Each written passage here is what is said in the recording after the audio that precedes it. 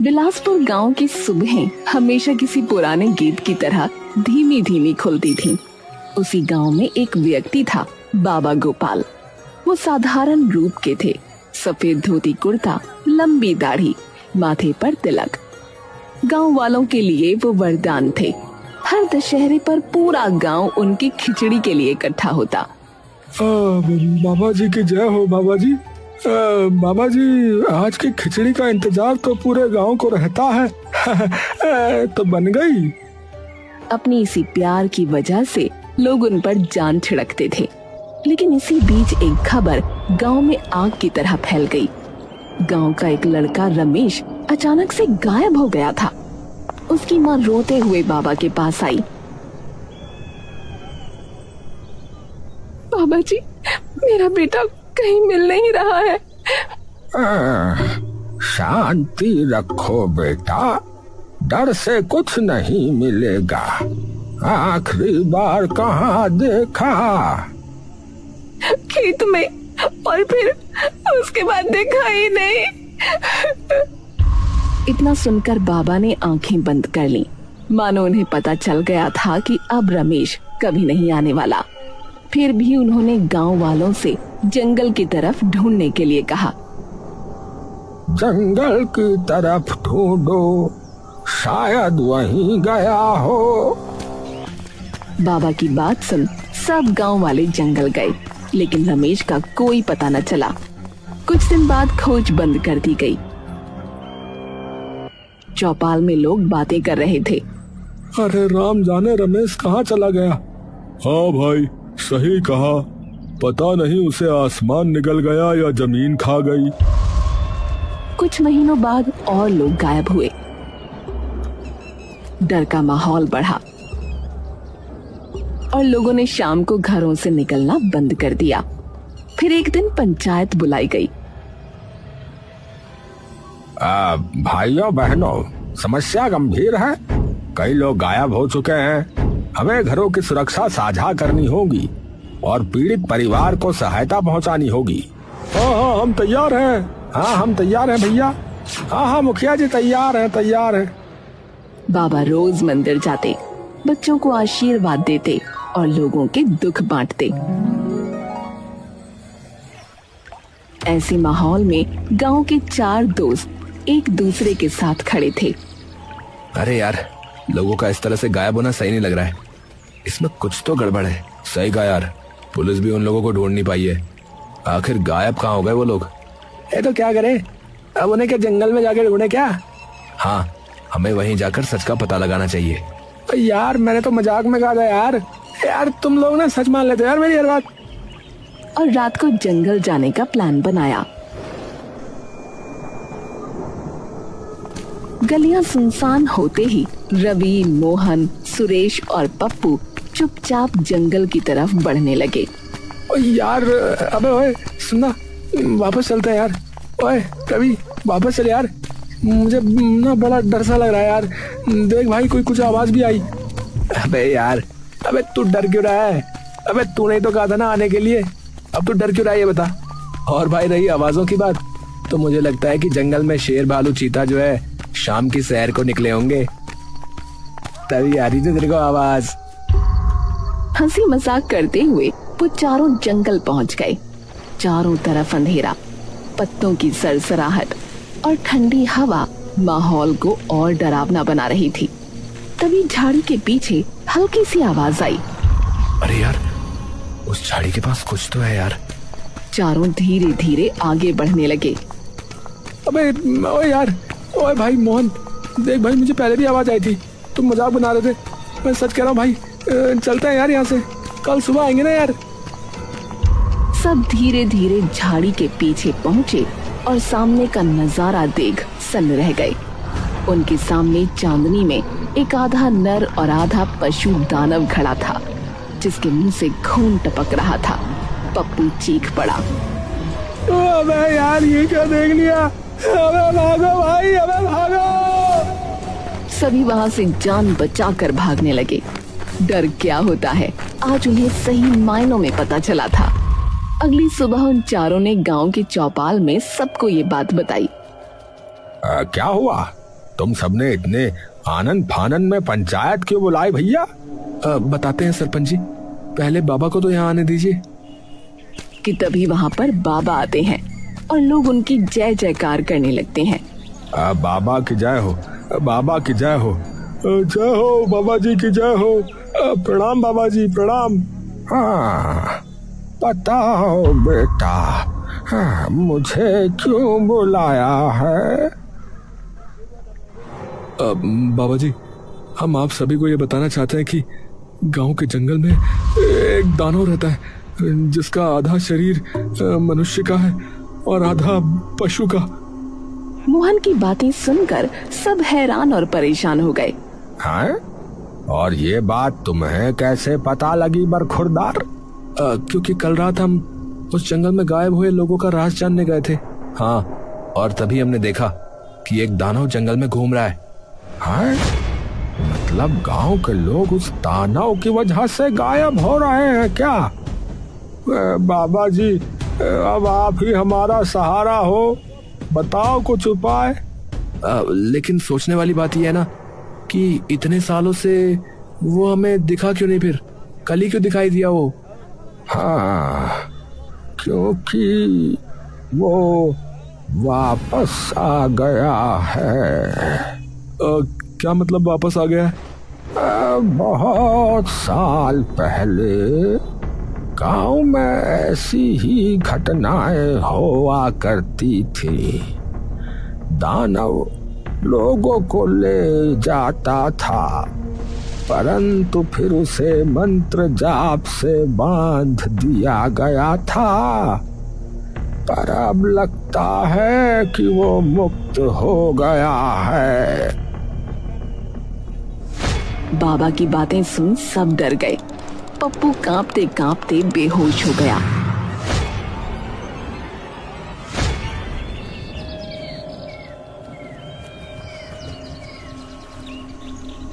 कुछ दिन बाद रवि, सुरेश, मोहन और पप्पू बाबा की कुटिया पहुंचे। दरवाजा खुला, अंदर धुंधली रोशनी और अजीब गंध थी।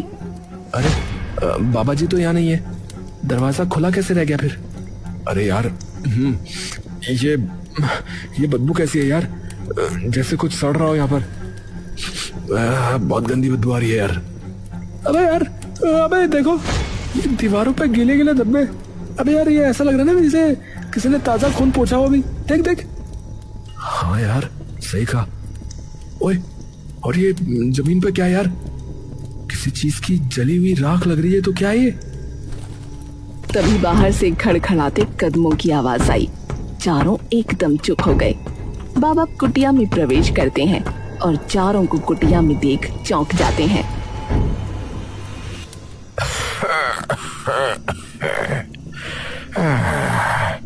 अरे बेटा, तुम सब यहाँ कैसे? जी बाबा, हम आपसे एक बहुत जरूरी बात करने आए थे। कहो बेटा, डर क्यों है तुम्हारे चेहरों पर?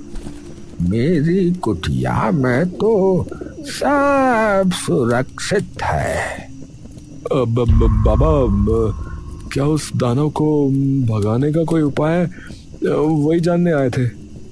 बाबा कुछ पल चुप रहते हैं, फिर आंखें बंद करके माला फेरते हुए बोलते हैं। उपाय है बेटा, पर कठिन है। दानव शुद्धि से डरता है। जहाँ गाय का दूध, गंगा जल और पीपल की पत्तियां छिड़की जाएं, वहाँ उसकी शक्ति नहीं टिकती। मतलब हमें इन तीनों चीजों का प्रयोग करना होगा? हाँ, लेकिन सावधान रहना, दानव चालाक होता है। हाँ।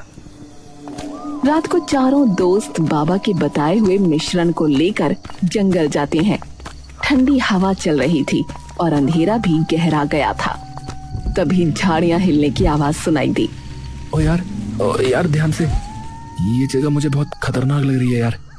ओ यार यार मैंने पहले कह दिया था इसमें नहीं फंसना चाहिए था हमें। अब चलो फंस ही गए तो अब जल्दी करो भाई, जो करना है फटाफट करो, फिर घर जाते हैं। मेरे को भूख भी लग रही है, खाना भी खाना है। ओए चुप चुप चुप, देखो वहाँ झाड़ियों के बीच कुछ हिल रहा है यार, देखो। चारों ने चौंक कर झाड़ियों की ओर देखा। कुछ पल के लिए अंधेरा और डरावना सन्नाटा, फिर धीरे धीरे लाल जलती आंखों वाला दानव झाड़ियों से बाहर आया। वो अपने आधे इंसान और आधे जानवर वाले रूप में ही था। अरे यार ये तो वही है यार, वही है ना। अरे यार शांत रहो ना यार, बाबा ने जो बताया था वही करना है, समझे? शांत रहो। दानव की ओर बढ़ते हैं, लेकिन तभी वो पीछे हटने लगता है और भागता हुआ जंगल की गहराई में चला जाता है। भाई मुझको तो हार्ट अटैक होते होते बचाया लग रहा है भाई, लेकिन ये तो भाग गया है। अब क्या करें? मुझे लगता है यार कि ये डर गया। चारों कुछ देर जंगल में उसकी तलाश करते हैं, लेकिन वो उन्हें कहीं नहीं दिखता। अगली सुबह चारों मिलते हैं, लेकिन रवि कुछ सोच रहा होता है। तब मोहन कहता है, ओए रवि, इतना क्या सोच रहे हो यार? यार मुझे ना कुछ अजीब ही लग रहा है यार। किस बारे में? यार वो बाबा जी के बारे में यार।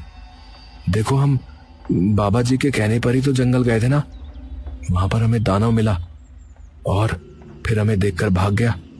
ओ यार तो इसमें इतनी अजीब क्या बात है बताओ? बाबा ने वो मिश्रण जो बताया था शायद उसी को देख के भाग गया होगा यार, मैं बता रहा हूँ। हाँ लेकिन उसका तो हमने प्रयोग भी नहीं किया, फिर उसे कैसे पता चला कि हम कुछ लेकर आए हैं? बताओ, बोलो बोलो। हाँ यार ये तो बिल्कुल सही बात कही तुमने, हमने तो ये बात सोची नहीं। और तुमने देखा कि हमें देखते ही वो वहां से भाग भी गया। हाँ यार मानो हमें बहका हो। और एक बात नोट की तुम लोगों ने, वो जो गंध वहां से आ रही थी यार, वो वैसी थी जो बाबा जी की कुटिया से आ रही थी। ध्यान दिया? अरे हाँ यार तू सही कह रहा भाई। यार पता है मुझे लग रहा है कि हमें ना इन बाबा जी पर नजर रखनी होगी भाई, कहीं कुछ गड़बड़ ना निकले। हाँ तो ठीक है यार, आज रात हम बाबा जी पर नजर रखेंगे, फिर और क्या।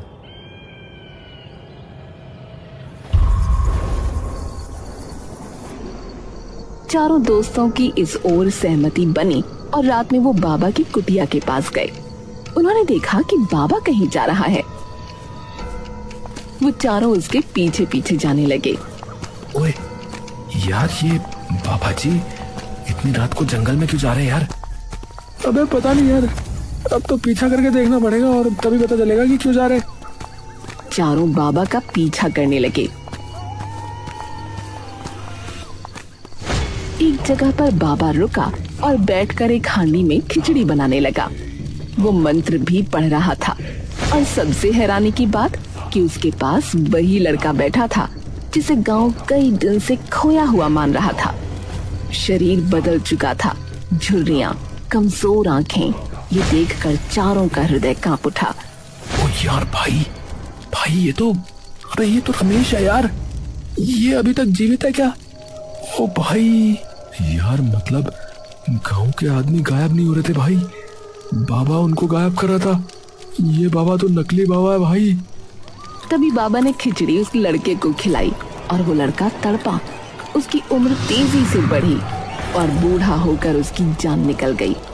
वहीं बाबा के चेहरे पर जीवन लौट आया, उसकी शक्ति फिर तरोताजा हो गई। ये दृश्य देखकर चारों सदमे में आ गए। भाई ये इंसान नहीं है भाई, ये बाबा कुछ नहीं है भाई, ये कोई बहरूपिया है, ये भाई कुछ और ही है भाई। अरे यार भाई चुप रहो, वो सुन लेगा। और सुनो, हमें ये सब बात ना यार गांव वालों को बतानी होगी भाई। पर यार किस तरह से? लोग जो है ना बाबा जी की इज्जत करते हैं भाई, कोई यकीन नहीं करेगा हमारी बातों में, बता रहा हूँ। अरे यार ठीक है, चलो अभी चलते हैं यहाँ से, कल देखते ना। चारों वहां से वापस आ गए।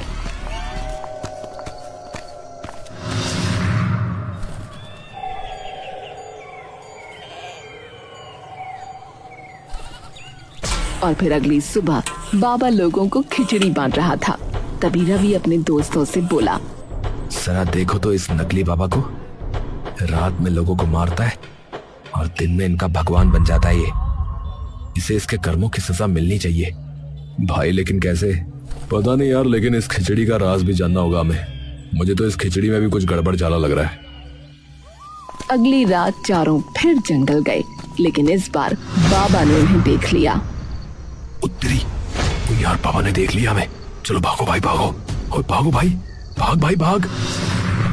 चारों दोस्त जान बचाने के लिए भाग रहे थे, पेड़ों से टकराते, जमीन पर गिरते पड़ते, हांफते हुए। अचानक रवि मुड़कर देखता है। अरे अरे पप्पू कहाँ है? लगता है पीछे रह गया। क्या पीछे रह गया? अबे यार जल्दी देखो, कहीं यहाँ वहाँ गिर तो नहीं गया जंगल में। तीनों पीछे भागते हैं। चांदनी में हल्की झलक मिलती है। पप्पू जमीन पर तड़प रहा था और उसी आधे इंसान रूपी दानव ने उसकी गर्दन जकड़ रखी थी। पप्पू पप्पू, अरे छोड़ दे उसे, छोड़ दे भाई, भाई भागो भाई, मुझे छोड़ दो, मुझे छोड़ दो। दानव गरजता है। उसकी आंखें आग की तरह चमक रही थी। वो हाथ में जकड़े पप्पू को और ऊपर उठाता है।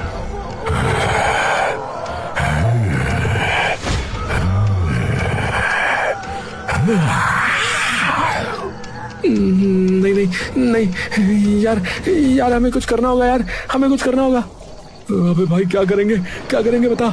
उसके सामने गए तो हम भी मर जाएंगे भाई। देख नहीं रहा उसको, हवा में उठा रखा है उसने।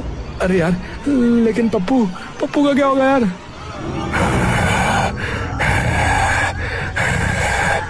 कोई पास आया तो इसका खून, हाँ तो इसका खून अभी यही बहा दूंगा। छोड़ दो। तीनों दोस्त सहम कर वहीं रुक जाते हैं। पप्पू की आंखें धीरे धीरे ढीली पड़ने लगती हैं। तभी बाबा का हाथ दानव की कंधी पर आता है। अरे नहीं भाई, इन्हें मत मारो। हाँ, यही तो अब मेरी साधना के पूरे होने की असली चाबी है हरिया। बाबा के मुंह से हरिया का नाम सुन चारों चौंक जाते हैं। तभी दानव अपने पूरे इंसानी रूप में आता है और वो हरिया होता है। क्या हरिया, हरिया तू दानव है क्या? तूने ये ठीक नहीं किया रे।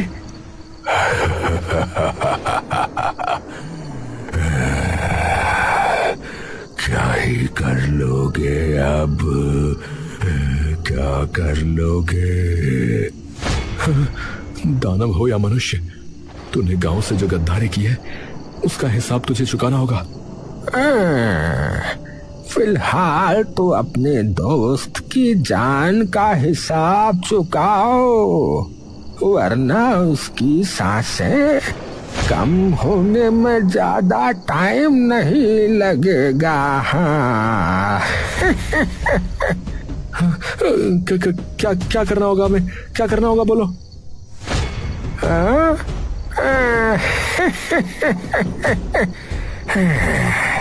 ये हुई ना बात।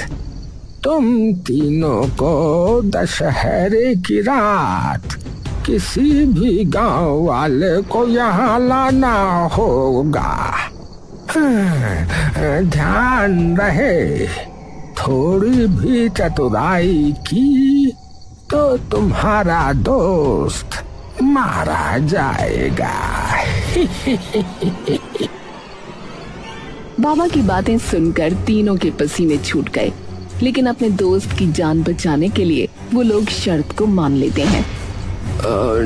ठीक है, ठीक है, हमें मंजूर है, लेकिन तब तक पप्पू को कुछ नहीं होना चाहिए, बता रहे। जल्दी जल्दी जाओ, जल्दी, अब मुझसे रहा नहीं जा रहा है। जिनकी जिंदगी में रस है मैं उनसे फिर अपनी खिचड़ी बनाऊंगा और उनसे उम्र निकालूंगा। तीनों बाहर से बाबा का हुक्म मानते दिखे, पर भीतर उसकी ताकत खत्म करने की योजना बना रहे थे। यार पप्पू और गांव को बचाने का ना एक ही तरीका है यार। हाँ बोल, क्या तरीका रवि? यार बाबा की झोली से ना हमें वो किताब चुरानी होगी लग रहा है। उसमें ना यार जरूर कुछ ना कुछ राज छुपा हुआ यार, मुझे लग रहा है।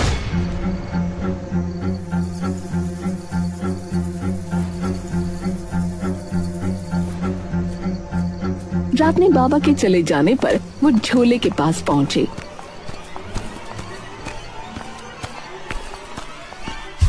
और किताब निकाल ली। हर पन्ने पर अलंकृत संकेत और डरावनी पहेलियां थीं। अरे यार ये कुछ लिखा है इस पन्ने पे, देखो। पढ़ो पढ़ो, क्या लिखा है? लिखा है कि जिसकी शक्ति रक्त से बढ़ती, अग्नि में उसकी छाया नहीं टिकती, उसकी मृत्यु के लिए चाहिए ठंडी शुद्धता और जन्म का दूध, जिसमें जड़ की ज्वाला मिलाकर बुझाई जाती है। अरे यार इसका क्या मतलब हो सकता है? तीनों ने देखा और समझने की कोशिश की कि ये संकेत स्पष्ट था कि बाबा की शक्ति किसी तरह की खिचड़ी धारा से जुड़ी है, जो लोगों के खाने पर उनकी उम्र खींचती है। पर क्या ठंडी शुद्धता और दूध से उसकी मौत संभव थी? यार शायद ना उसे किसी चीज से तोड़ा जा सकता होगा जिससे उसने लोगों की उम्र चुराई हो। ठंडा, पवित्र और दूध जैसा कुछ। यार हमें ना गांव की पुरानी कहानियों में भी देखना होगा, शायद कोई घरेलू उपाय हो ये। वो किताब में और पढ़ते गए। हर पन्ना किसी तरह की पहेली और संकेतों से भरा था। अंत में एक पन्ना ऐसा निकला जिस पर अंतिम लाइन थी एक तरह का अनुष्ठान निर्देश। यार इसमें लिखा है, खिचड़ी की हांडी उलटकर दूध मिलाओ और उन आत्माओं को पुकारो जिनके साथ उन्होंने व्यापार किया। जब आत्मा अपने मालिक को खाए तब दूध में मिलाकर बंधन तोड़ दो। तीनों ने योजना बनाई। बाबा से छीनी गई आत्माओं की मदद लेंगे। आत्माएं सिर्फ सच्चे दिल की पुकार पर आती हैं। पप्पू को बचाने के लिए उन्हें आगे बढ़ना पड़ा। अरे यार अब ना चाहे कुछ भी हो जाए, पप्पू को और इस गांव को बाबा के चंगुल से छुड़ाने के लिए यार हमें आत्माओं को बुलाना ही होगा यार।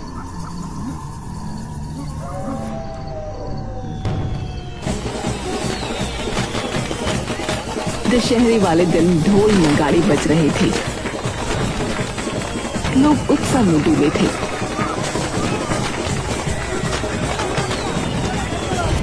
वो हांडी के पास पहुंचे।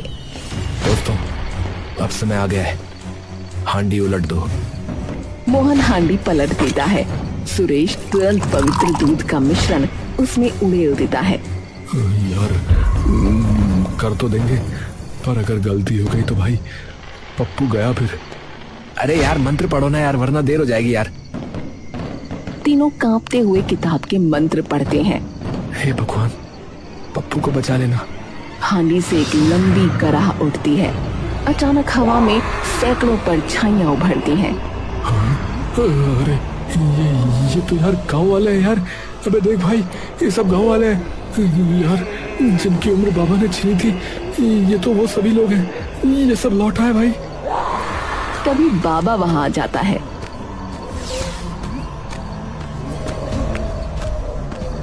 और वो आत्माएं उसकी तरफ लपकती हैं। नहीं, तुम लोग मुझे छू नहीं सकते। मैं अमर हूँ। अमर नहीं, तुम्हारा हिसाब आज पूरा होगा। आत्माएं बाबा पर टूट पड़ती हैं। उसकी शक्ति बुझते दीपक की तरह खत्म होने लगी।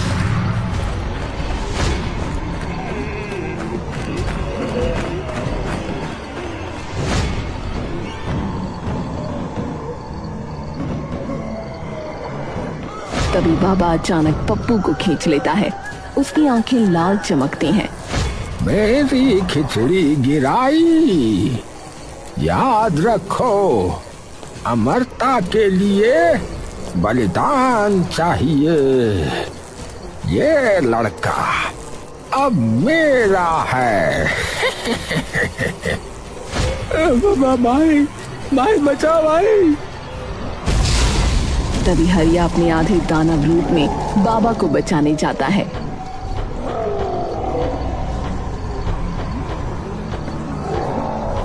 पर वो आत्माएं उसे भी जकड़ लेती हैं। बाबा भी तड़पता है। उसकी चीखें दरिंदों जैसी गूंजती हैं और बाबा की चमक धीरे धीरे मिटने लगती है। अरे भाई देखो, उसकी शक्ति बुझ रही है। हाँ भाई, उसकी शक्ति कम हो रही है और लगता है ये नकली बाबा अब खत्म हो गया है, जो अब कभी नहीं लौटेगा। बाबा तड़पते हुए चीखता है। उसका शरीर सिकुड़ता जाता है। नहीं, मैं नहीं मिट सकता।